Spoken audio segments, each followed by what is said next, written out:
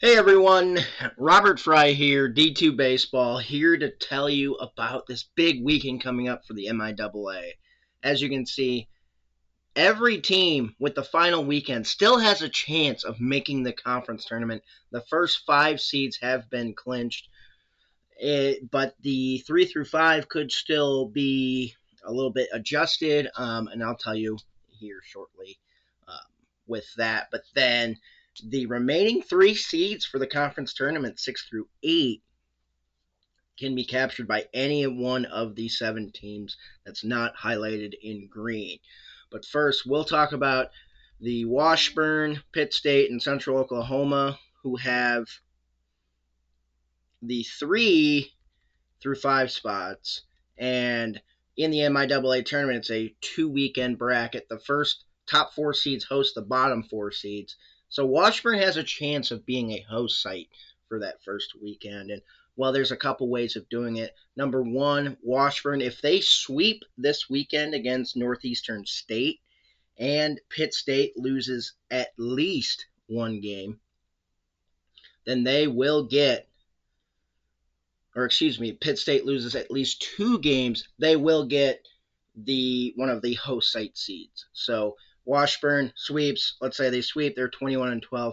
Pitt State would have to lose at least 2 of 3 games to get that 4 seed. Washburn could then also get the number 3 seed as well if they sweep and Pitt State loses 2 of 3 and Central Oklahoma gets swept. Another option there for Washburn to get the 4 seed is if they sweep and Central Oklahoma gets swept to be a host site. So that's a quick little breakdown of Washburn being able to jump up and be a host site. For Pitt State, Central Oklahoma, it's pretty simple. If they win the series, they're going to be a host site on that end. So now we're going to go into kind of some of the scenarios, and you'll probably see it now here.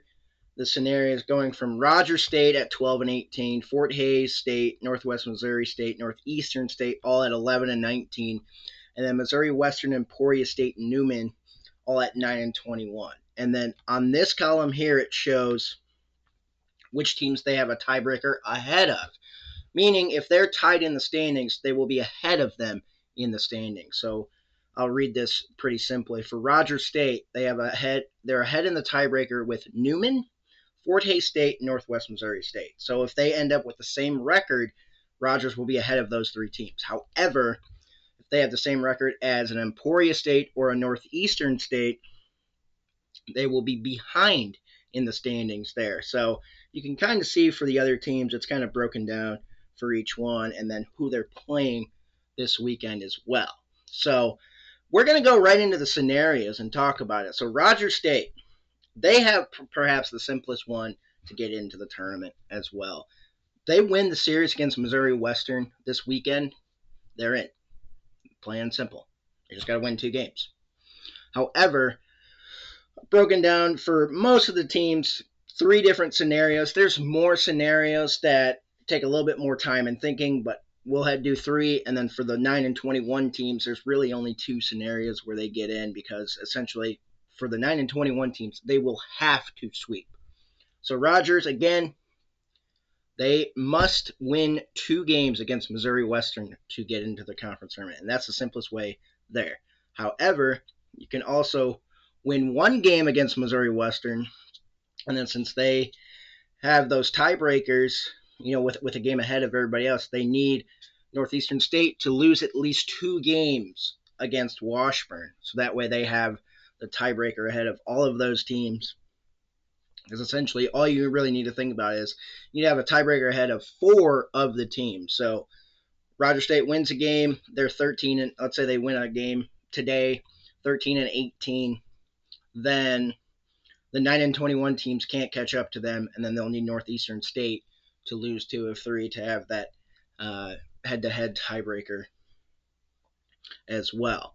And then an additional scenario is they win 1 game, at least 1 game against Missouri Western, and then they have both Fort Hays State and Northwest Missouri State lose at least 1 game, meaning Rogers State, let's say they lose 2 of 3. They're 13-20.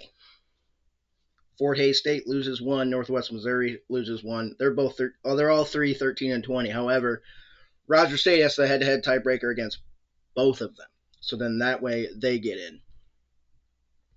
So now we'll go from Rogers State to Fort Hays State. Fort Hays State, pretty simple there too. If they sweep Pittsburgh State, they're in. They get to 14 wins, they're in. Next scenario is they win 2 games against Pitt State, but then they need to have NSU, Northeastern State, lose at least 1 game in their series against Washburn, since they do have that tiebreaker ahead of them.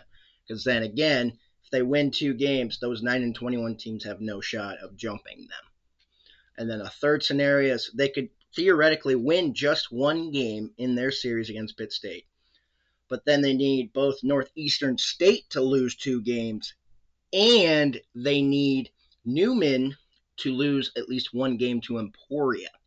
And the reason being is, again, because for tiebreaker purposes, if they end up losing 2 or 3, they're 12-21. Let's say Newman sweeps, they're at 12-21. They would jump ahead of Fort Hays State. So they would need NSU to lose 2 of 3, Newman to lose a game. Again, there's more scenarios where they could get in, but these are kind of just 3 that kind of make the most sense, as crazy as it sounds.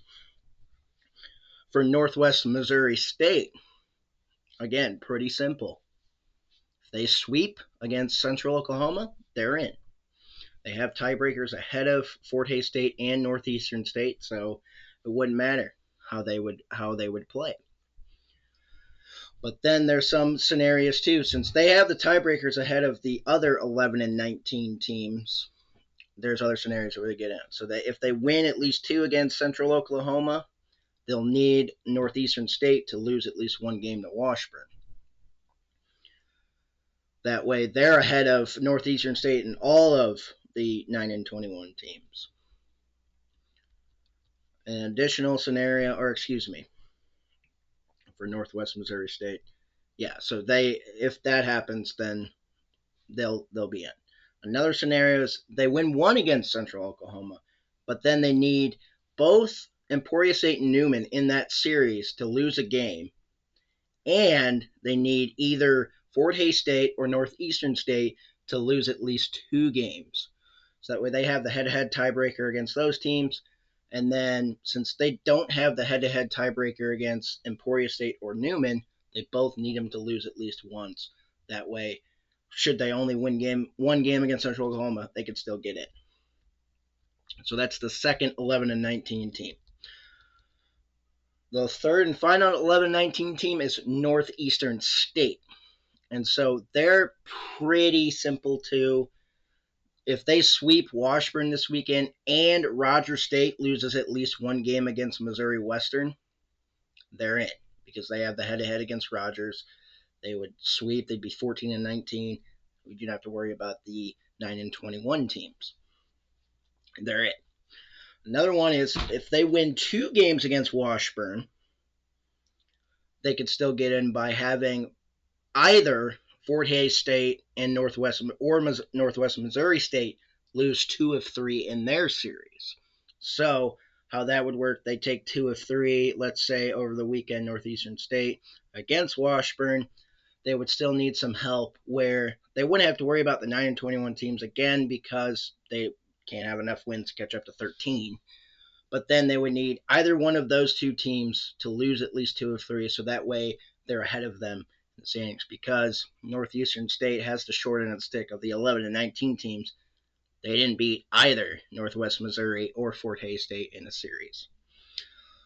The last one is they can win a single game against Washburn. So let's say they drop the series, but they would need both Fort Hays State and Northwest Missouri State to get swept to get in. Because then, again, 12-21 beats 11-22. So the 3 scenarios for those 4 teams have been listed. There's additional scenarios where they can get in. Just, again, those 3 just make the most sense. Now, for the 9-21 teams, the 3 teams remaining, they have to sweep this weekend to be able to even get in. So we'll start with Missouri Western. So they sweep their series against Rogers State this weekend, let's say. They still will need help. Northeastern State needs to lose at least 2 games because they have the head-to-head against Northeastern State.